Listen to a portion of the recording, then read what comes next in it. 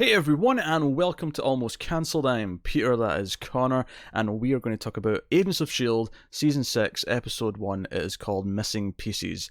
And I've been missing Agents of S.H.I.E.L.D. for almost a full year. In fact... Would you say this is like Christmas for you? I'm wearing a Christmas shirt. It was the clean shirt in the pile, okay? Washing was today. But yes, it's like Christmas. So this is the thing. Season 5 ended in sort of mid to late May. So we're almost exactly a full year since the end of the last season. Yeah.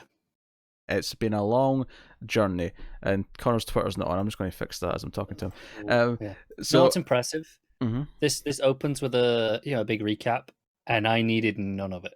Oh yeah, I after remember a everything. full year, which is rare. We watch a fair amount of TV. Usually things blur a little bit. It was nice all the same, though, just for just to give us the images just again. to ease you back in a little bit. Yeah. But I was shocked at how little I needed it. Yeah, so we have two strands in the episode because our team's kind of split in two. We have one half in space, which is Skye. Yes, I'm still calling her Skye. Get over it. We have Skye, Piper, Simmons, and Davis, who are on the Zephyr in space. Deep space, might we add. Like, see, as this show was starting and they're coming into the atmosphere of this planet and all that, I'm like, this is just a sci-fi show.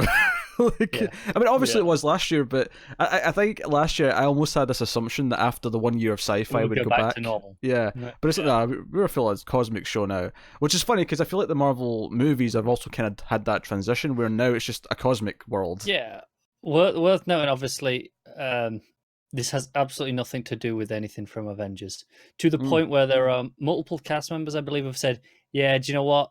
Just accept that we're doing our own thing. We're basically in our own pocket universe now. Yeah, they kind of have to be. I won't spoil any plot from Endgame for anyone who's... I mean, I'm sure you've all seen it now if you care, but the one thing I do want to bring up, that in Endgame, there is a 5-year time jump, right? There's a 5-year time jump, and I won't say how everything's solved or anything like that, but I will say that those 5 years are not erased. There's no time fixing. There's nothing like that. So the fact that this takes place a year after the end of last season, and if my one complaint about this episode is that they emphasise the phrase, if we learned anything from last year, it's been a year. They mention it's been a year like 10 times. I get it. Yeah. So the fact that we're a year into in the timeline versus last season, and we referenced Thanos last year. We referenced Infinity War, either the last episode or the second last episode last year. Yes. Because there was a joke where Talbot was like, I better get down there with the Avengers then and go help fight this Thanos character. So that confirmed it was happening. So technically speaking, we're very lucky that the entire cast of Agents of S.H.I.E.L.D. was not snapped away. Yeah, pretty much. And there's no mention of the fact that a year ago there was this cataclysmic event where half the population of the planet died. Yeah, they basically said they were told nothing from the movie department. Absolutely nothing, and they went, well, we've got 2 seasons to make, so we're just gonna have to do something. And they just went, screw it, we're doing our own thing. And I'm okay with that personally. Yeah, at this point I'm just like, I'm just gonna enjoy the show for what it is, because it's still one of my if not my favourite part of the MCU. Easily is for me. If you can even call it part of the MCU at this point. Yeah, Joe's funny, they tried for so long. I know. The funny thing is, even in this episode, though, at one point, like, Max looking at the footage of Coulson giving him advice, like, here's what you do as director, and he even brings up Fury, and I'm like, yeah, it's so weird because this is kind of connecting back to where this all started. Early on, this was as connected as it possibly could be. We had Fury, we had Maria Hill, we've had Sif in here, all sorts. Every time there was a movie for the first 2 or 3 seasons, they were like, right, okay, we're going to tie into those events. And obviously, Winter Soldier being huge for this show. Yeah, absolutely massive. And then now it's just like, yeah, we know Endgame's kind of the biggest one, but screw it, we're off on our own now. And honestly, I really liked Endgame, but I cannot blame this show for just doing its own thing, because if they're not going to play ball with them, then there's no point. Just make a good show. It screws this show over to have to bend over backwards to accommodate that, doesn't it? So we're in space, we're full on cosmic, and they're looking for fits. Because this is one of the questions I had, because obviously we ended last season and it was like, okay, we're going to get frozen fits from space. And you're like, well, it can't be that easy. Yeah, like, well, it was like one or two things were going to happen. Either it was going to be they're just going to start the episode either having already found them, or they're just going to be find them in the first couple of scenes, or it's going to be no, there's a plot. It's going to be difficult and it's going to take time, and it's going to be part of the plot of the season.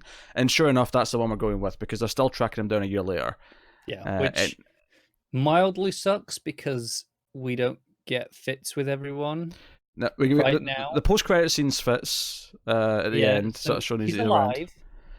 Yeah, because we cut to space and Enoch's there. It was nice to see him again because he died, so we get him back.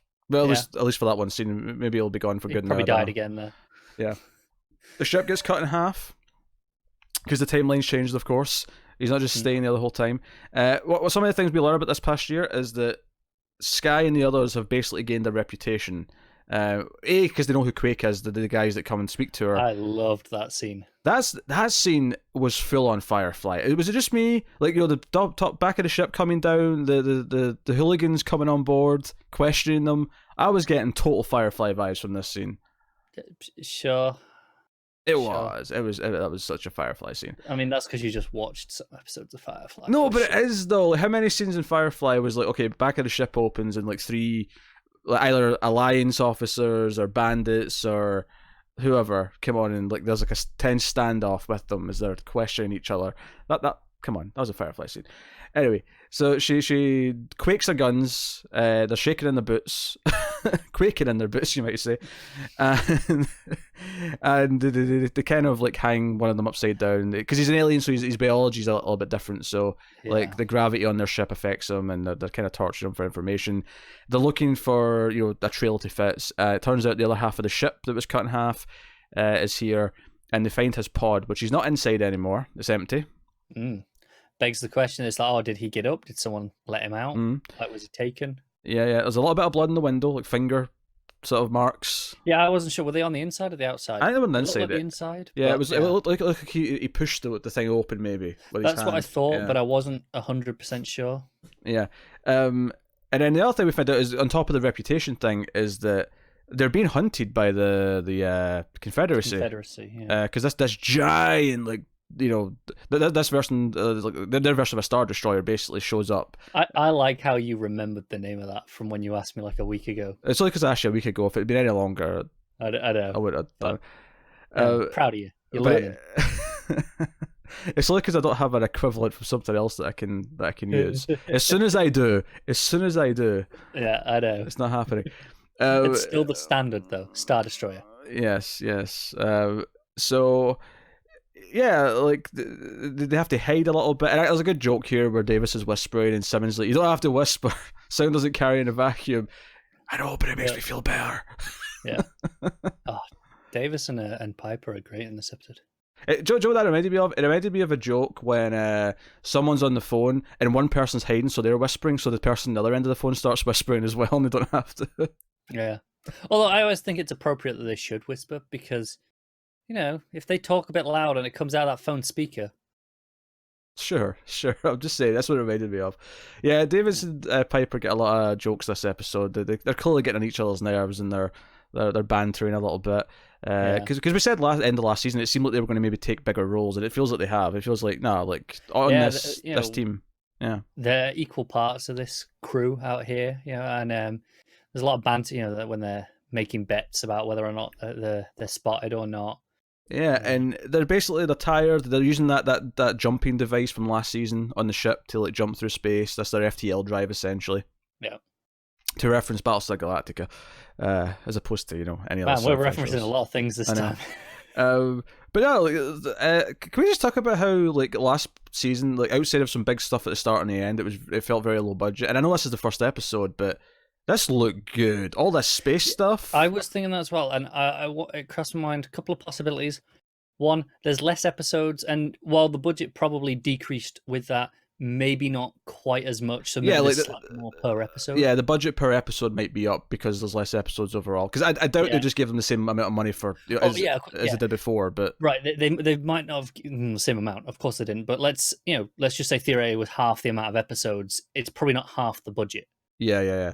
So that's possible. But look at that first shot where it's like Fitzy's ship and it like pans around the ship and then you see the big ship coming in and like that looked really good. It did, and there was a lot of nice stuff with the ships approaching the planets. Looked excellent. It looked great, and then when they're having to like escape the big Star Destroyer-esque thing, like that all looked really good. There's some fancy moves, dodging the rockets. Or torpedoes or whatever you want to call them. Man, this show's come such a long way in terms of effects. I know, it's so different. I remember that car falling. You go back to season 1 and you watch this episode, you're like, whoa, this show's changed. So basically they're tired, they want to go home, they don't know how much many jumps they've got left, and Simmons has found this one clue inside the cryo sleep pod. And she's like, "Hey, this is alien language, and it's been a year. I've learned alien languages. Yeah, deal with it." And she's like, "Hey, this means it was made here. It's this planet." And Sky's like, "That's in really deep space. That's like that's way further out than we are." Fitz would go there to refreeze himself. Well, yeah, cause I know he would. That was an interesting point, though. I like that she brought that up because you're right. He doesn't know that it's changed. As far as Fitz, at least as far as we know, maybe something could have told him that we haven't predicted. Yeah. But as far as we know, Fitz would still be under the impression that he has to survive for 70 years so that he could get to the crew from last season. So that's something that's worth remembering. And they're all like, "Look, it's not even. I mean, Sky doesn't even say we're not going to go. She just says, no, we're going home first. We have to regroup. We have to refuel. And, yeah." And it sounds like there used to be more people on this, but they had to like maybe drop more people off home who didn't want to stay out in space anymore. Yeah, maybe they hitched a ride back somewhere else. Dropped them off on a station, something. Yeah, and the confusion when they're getting away from the big ship, Simmons puts in the coordinates for this planet instead of home. Yeah. So she's pulled a bit of a sly little move. They're going to be pissed at her. And we'll see if this actually. Obviously, we see Fitz in the final post. But we don't know that he's on that planet. We don't. We see him inject himself with something. His eyes go all kind of funny. He's talking in an alien language. Yeah, he's welding. Although I did laugh that I could still hear his Scottish accent through the alien language. I don't think I've ever done that before. Usually when someone does an alien language, it feels like they have to put on a slightly different accent to be natural with it. I wonder, like, I guess it's just case by case, but I'm thinking about me saying something in a different language. Like, I feel like I put on an accent just so it sounds right. Yeah, I think a lot of people do. If I say, Kaiser Peter, right? That was not a Scottish accent. I said, I mean, it may not be an accurate German accent, but it was. I changed my voice. It was something else. Yeah. Whereas if I try and son, Kaiser Peter. So that's really hard. You're struggling. I had to really think about that to try and make that sound Scottish. Yeah. That is very unusual to hear, which is why I think it was so noticeable. We did on Star Trek Discovery doing Klingon. Klingon would be more tolerable. Any accent would make that more tolerable. I can't believe I just said something would be more tolerable with a Scottish accent. Hey, a lot of the world quite enjoys a Scottish accent. They do, actually. I don't get this. Yeah, Scottish and Irish goes down quite well with a lot of countries. Even to be honest, even amongst the rest of the UK, I know there was a survey with airlines, and apparently a posh Edinburgh accent is the most desirable accent for a pilot to have because it sounds safe. We are approaching the runway. Please fasten your seatbelts, and we will be down momentarily. Does that sound safe? I don't know. I don't know. Yeah. Was that an Edinburgh accent? I don't know. I don't know how to differentiate between Scottish accents. I just do mine. The point is, it's not Glaswegian. That sounds safe. I think I have a relatively safe voice. Thank you very much. Yeah. Yours isn't actually that strong an accent, though.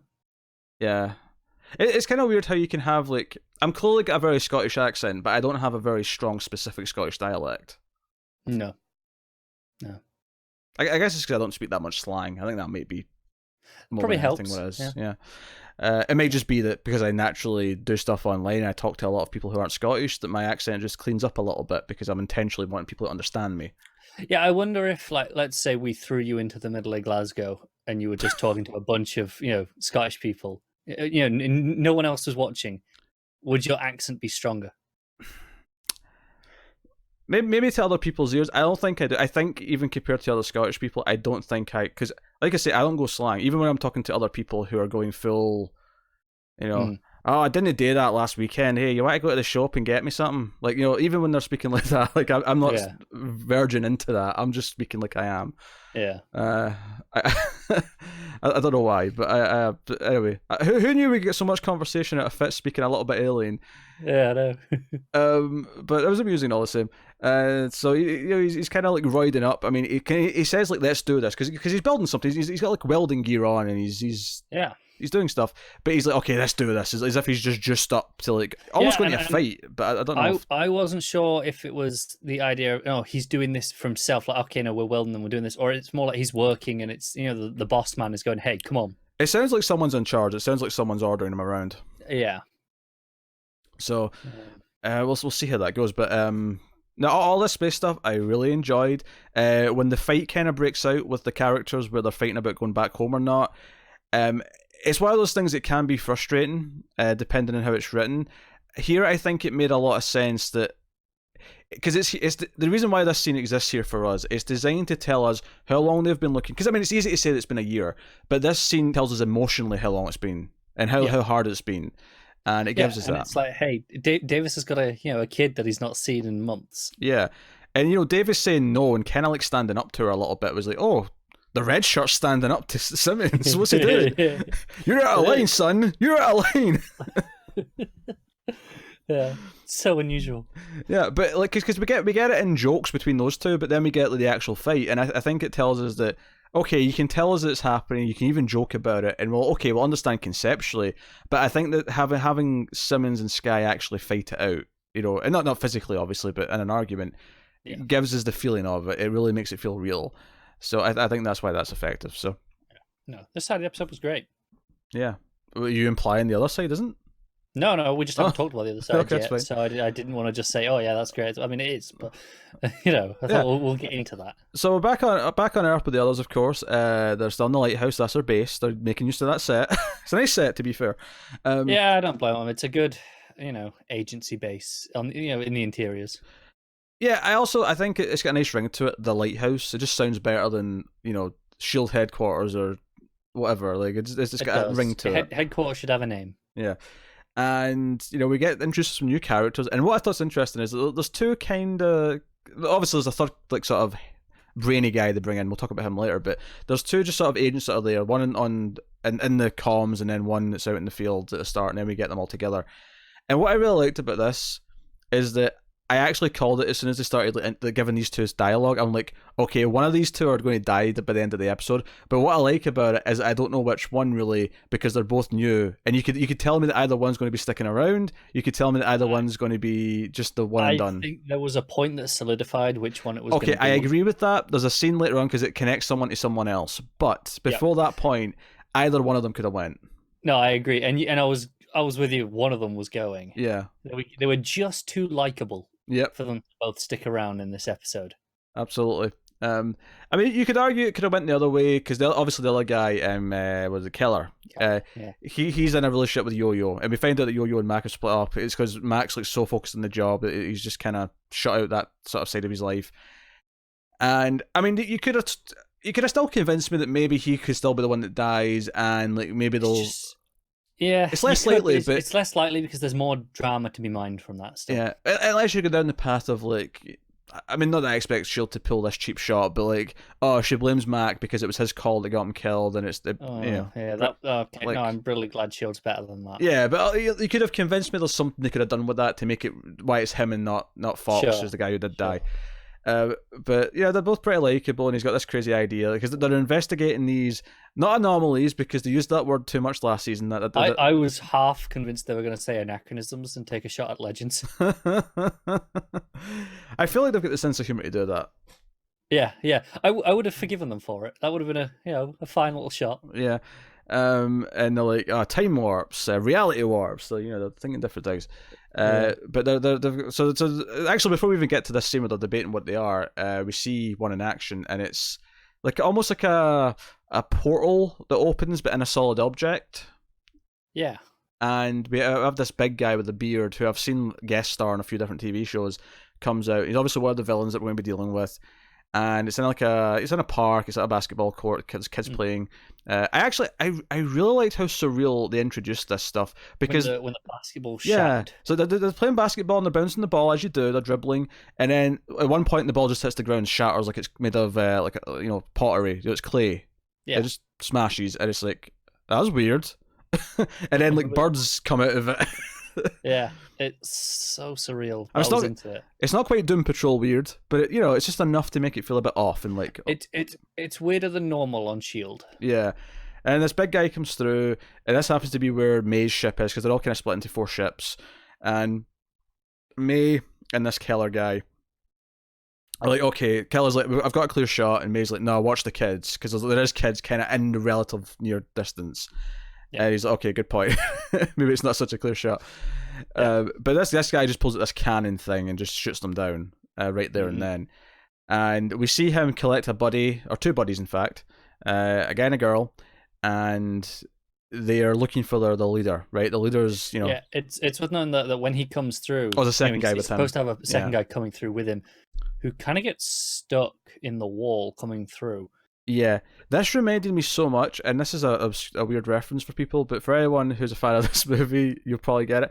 It reminded me, I think Time Cop was kind of like this, where when they were going through time, like they'd come through like a portal like this, and it wasn't necessarily in a wall, but I distinctly remember like someone being halfway through it when it closed, and it reminded me of this. Did they get sliced? I think so, yeah, it was something like this. It's been a while since I've seen that movie, but it was making me think of that. I've not seen Time Cop, but I've definitely seen that moment you're talking about. I think the thing that was reminded me more than anything else was the way it rippled as they were coming through. That's very Time Cop.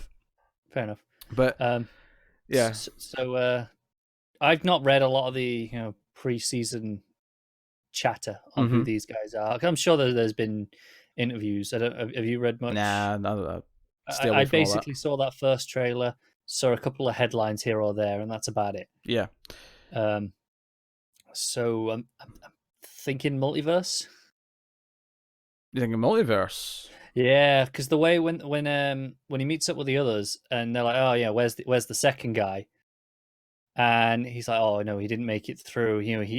They built something here on this side, like on their Earth, there wasn't a building there. I don't know." That's where my mind went to, at least. You may be right. It's interesting for reasons, but I can't talk about it. What I can talk about is so the leader. I kind of really wish they didn't spoil who the leader was in the trailer and stuff like that. Yeah, because this moment it still plays really well because it's got the emotional beat for May, and it's really well shot. Like it's really good. The music's really good. I thought this almost Terminator-esque kind of pounding that's happening is like you see the person, because I actually love the explosion because they go to this museum where the leader's going to come through, and they set up this explosion where it kind of like goes into the sky and then sort of like has like a shockwave up there and then shockwaves back down again. It's like a tiered bomb, right? Yeah. It's like it places bombs all the way up and they go off individually. Yeah, it was a really interesting effect. And again, it looked good and it was flipping things, and I mean, I'm sure not every episode will have the budget this one did, but there was a lot of good looking stuff in this episode. It did, and when the big truck come through, and it felt kind of Mad Maxy. Mad Maxy, I've not even seen Duel, but I was thinking of Duel when this truck came through the smoke, just because that's a truck that's chasing the main character. Yeah, sure. It felt intimidating. The idea that he came through the portal in a truck is also just kind of funny, and and again, big and bold and whatever. It makes me question the rules because they couldn't come through because of the concrete, and it was the idea that they have to come through somewhere natural. Was I think what they said when they were out in the forest. Yeah, but the first guy came through the same wall though. No, he did, but he struggled, right? He got lucky essentially. Whereas the rest came out in a forest, and it was like, oh no, we should be coming out somewhere natural. That's the aim. Because they ask, oh, where's the leader coming from? He's like, oh shit, it's in a museum. That's not. That's why they want to blow it up so he doesn't get stuck. Yeah. Well, I mean, maybe it's not so much that they can't travel through with stuff. Maybe the reason why he's got a truck is because he's got stuff on the truck they need. Like maybe that's the big shipment they're bringing through because like all their equipment whatever they're going to do, whatever their plan is, whatever their goal is. Which right now we have no idea what any of that is. Not a clue. We have no concept whatsoever as to their purpose. But so Coulson, the fake Coulson, or Coulson 2, whatever you want to call him. I think he was called Sarge. Sarge. He kills Fox, who's hesitant to like deal with him because it's like, that's Coulson, damn it. I can't react to this. Yeah, and I was surprised that Fox lasted as long as he did, because there's a scene where they send the woman out to go distract them. She's pretending to be like, oh, they've got my child as a hostage. Yeah, she just slices her forehead open. I was like, what's going on here? I think that was to just make her look hurt so that she looked like innocent. No, it was, yeah. But at first, when she did it, I was like, what? And then she came out, and you thought there's she was a moment where she's going to stab him or slit his throat or something. Yeah, she's right next to Fox, and she go. I think it's when she kneels down, like to get below the blast. But I thought, oh, this is it. She's making the move. She's taking him out there. But I mean, it makes more sense dramatically to have Coulson. It solidifies that he's a villain for us, and then the fact that he also says never heard of S.H.I.E.L.D., which was in the trailer, but So that solidifies that, and we kind of end there. But one thing we've skipped over though is that they're looking for some brains now. And they actually go to someone who's a friend of May's ex-husband. Yes, Benson, I think his name is. Another actor that I've seen on a bunch of stuff before. Yeah. They go to him because he's this brainy dude. that's his official rank. He's a brainy dude, but because they keep saying our best brains are in space. Meaning Fitz and Simmons, right? Until they get back, we don't have someone to tackle things from that angle. So they want him to do that in the meantime. But what the actual end goal they want from him is presumably something that he can keep working on. Once Fitz and Simmons are back, is they want him to kind of start an academy, like a S.H.I.E.L.D. academy again. Yeah, they mentioned they want it to be open within a year. It makes sense because Max says to May early on that, look, we're doing great recruiting the muscle. That's easy. We can find those. Yeah. But long term, we need the brains. Yeah. So that's really interesting because he's really reluctant. He doesn't want to do it. He doesn't want to chase Boogeyman. He's like too old for all this. And it's funny because they're kind of losing the fight. And Mac just mentions, our best brains are in deep space. And he's like, deep space. And it's like, because May has one line, or Mac has one line where they're saying, I hope your curiosity is enough to get you on board. And that's the moment at the end of the scene where it's like, deep space? Well, just casually, they're in deep space, like, as if that's normal. Yeah. And he comes in and he examines the guy in the wall. There's a cheap little jump scare here where the guy wakes up. Yeah, that frustrated me a little bit. It just felt a bit cheap. Yeah. Yeah. But they get a device, like a phone off of him or whatever it is, that has a timer on it. Yeah, coordinates and a time. And that leads them to the museum. So, I mean, that was basically it. I did like the joke, though, when May's trying to give Yo-Yo advice, which was interesting for two reasons. One, the fact that May's trying to say, hey, just don't be alone, be happy, because, given what she went through with Coulson. So she learned in the last year. Yeah. And then on top of that, I just really like the joke at the end where Yo-Yo's like, yeah, you've been talking a lot the last 5 minutes. Are you okay, May? Something wrong? Yeah. It's like the longest she ever spoken for. Yeah. Well, that was the other thing Benson said is like, you give me a phone call and you said more to me in that phone call than you did the entirety of like your marriage with my brother. Yeah. Oh, that really cracked me up. So yeah, I mean, as always, lots of little jokes which are really well timed and placed. One notable omission this episode though. Oh, Deke. Deke, yes, Mr. Lemons. And we know he's here. He's a regular. He's on for the season. Right. And I feel like they're playing on the expectation of people who don't know by not showing, because obviously that was left ambiguous in the episode itself. I think an added bonus to that as well is that there's so much to do in this episode and set up that maybe it would have overstuffed it to shove him in as well. Can you imagine if they called it, they're paying him as a season regular and he's just not there. They just did it for the lols. So we're all expecting him to show up. We're all expecting to show up just for shits and giggles. It's like, no, he's gone. I mean, just because he's a regular doesn't mean you have to pay him like a reasonable amount. They can just, $10 an episode because you're not there. Yeah. Maybe there's some union thing that will stop that. I don't know, but it'll be a minimum charge. Yeah. Minimum charge of whatever. I think if I remember right, this has probably changed, but I remember in the early 2000s, like on a movie, an extra was paid something like $50 for a day's work, but if you had a speaking role, it was like quadruple that. Like, if you had one line, it would be like tripled or quadrupled. So I'm imagining this would be the extra rate at the very least. Yeah. So no, that's funny. But, yeah. So did you enjoy the first episode back? I mean, I guess. Oh, definitely. It's kind of obvious at this point, but. Oh, Connor's sneezing and muting Bless me. himself. Yeah. Damn this hay fever. Yeah, no, I enjoyed it a lot. It was pretty great. I'm so glad to have it back. And It does feel surprised by the confidence of the space stuff. Yeah, it's so confident, and it's good to like. This is kind of a last of its kind show for me, in the sense that it's a good network show, and we don't have good network shows really anymore. This might be the last one we're watching. And I say that because I I'm not just bringing it up because I'll have to reference the hit television show Buffy the Vampire Slayer, but I actually I watched an episode of that last night because I'm doing the commentaries for Patreon, and I'm watching this episode of Buffy, and I'm like, some of these scenes are just so good, and they have so much weight behind them, and I'm like, network TV, like when I'm watching an episode of the goddamn Flash, it never feels like even a scene in a bad episode of Buffy feels like where no. And I think this kind of falls into that category as well. Like much like good shows, I'm not saying it's as good as Buffy because I don't think that, but like I think it might be. Carl's just trying to upset me. No, genuinely, after a rough first season, I think this might be better.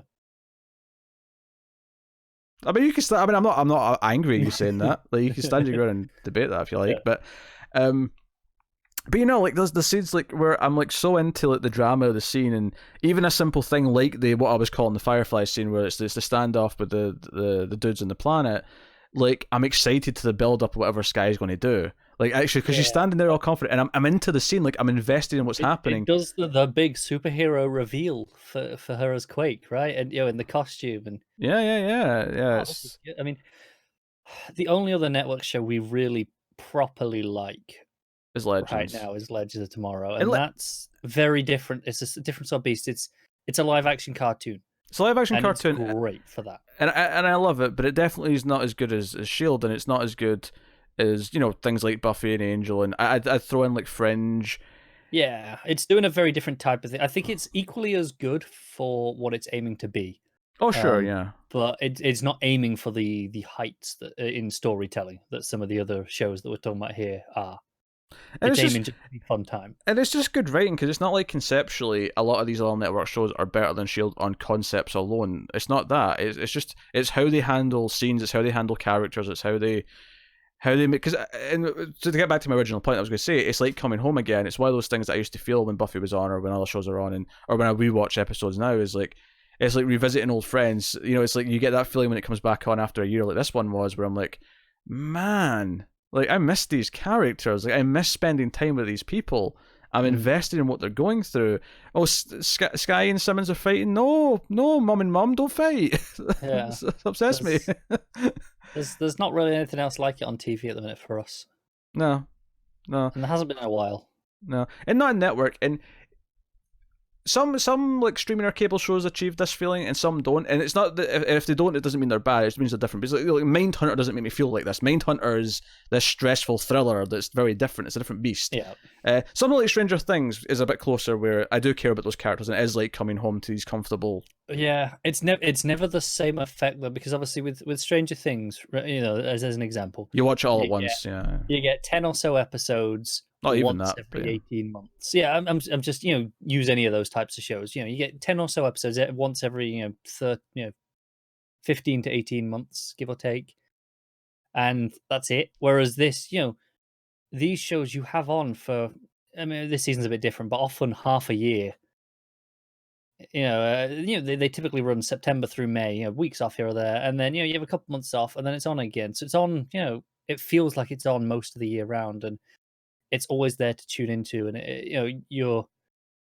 they tend to move roughly in real time.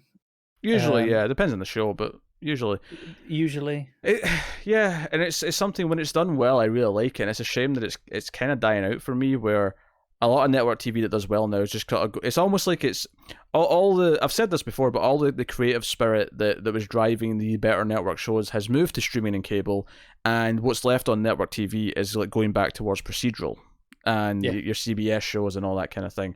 And I always hold out hope that there'll be more good network shows that I like. And the thing is, from the network's perspective, I kind of get it. They're going, well, we can't compete with that serialized beast that that streaming's putting out. We can't offer that. so we'll go the opposite direction and try and get a different audience entirely. And I can see the logic there. It's a shame though, because I'd still like at least a couple of shows like this a year. Like just I would too. Always on. No, I definitely would. But hey, that's a tangent at the end and a greater topic. First episode back of S.H.I.E.L.D. was great, and I'm looking forward to episode 2. So I believe it is 13 episodes. I'm just going to confirm that. That sounds familiar. On my list here. Yeah, 13 episodes. And it's going to end with the biggest cliffhanger the show's ever had. You know that, right? Because they know they've got a season 7. Yeah. Yeah. But hey, how nice is it to start this season knowing that next season's already guaranteed? It's a totally different experience. It's beautiful. It's absolutely beautiful. So, yeah, let us know what you thought of the first episode back of S.H.I.E.L.D. In the comments below. Like and subscribe, all that stuff. Get us on the Twitters at mailed_fuzz for channel updates. If you want to support the show and the channel and everything we do here, head over to patreon.com/mailfuzztv. We can support us for as little as $1 per month, get some stuff early, get some bonuses, all that kind of thing. If you want to check out some other content that we do cover the DC TV shows and a weekly podcast called Television from the Multiverse. You can check out that. And pick something else random to promote. Go on. Anything. Nothing that's related to this, just anything. Oh, nothing that's related to this. Just anything. Okay. What movies have we done recently? What was the last movie that we went up with? Breakfast Club. That was a fun discussion. That got more heated than you might suspect, given that it's the Breakfast Club. So yeah, check that out. Well, when Connor says wrong things, I have to fight him on it, and then it spirals from there. So that is us. So thank you once again for watching or listening. We always appreciate it. Keep watching TV, guys. Have you got any vanilla?